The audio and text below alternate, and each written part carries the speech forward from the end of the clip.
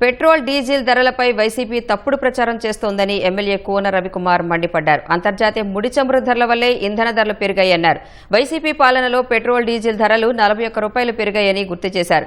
ఒక్క ఛాన్స్ అని అధికారంలోకి వచ్చిన వైసీపీ ప్రజల రక్తాన్ని పీల్చి పిప్పి చేసిందని ఎమ్మెల్యే ధ్వజమెత్తారు.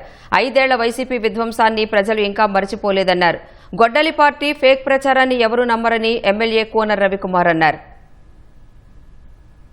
రాజకీయాలు చేస్తూ ప్రజల్ని తప్పుదోవ పట్టిస్తూ ఈరోజు ఒక కొత్త నాటకాన్ని రోడ్ల మీద ప్రదర్శిస్తా ఉన్నారు.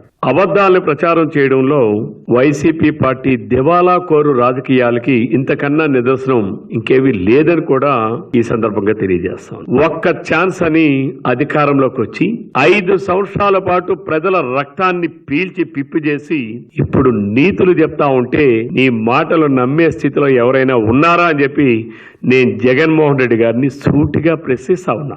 ఈ రాష్ట్రాన్ని లక్షల కోట్ల రూపాయల అప్పుల ఊబుల్లోకి నెట్టి ఈ రోజు నువ్వు మొసలి కన్నీరు కారిస్తే ఆంధ్రప్రదేశ్ రాష్ట్ర ప్రజలు నువ్వు చేసినటువంటి విధ్వంసాన్ని మర్చిపోలేదని చెప్పి మరొక్కసారి జగన్మోహన్ రెడ్డి గారికి గుర్తు చేస్తా ఉన్నా. వైసీపీ పాలనలో చూస్తే ఆంధ్రప్రదేశ్ లోనే అత్యధిక పెట్రోల్ డీజిల్ ధరలు ఉన్న రాష్ట్రంలో ఆనాడు 1గా మార్చారే.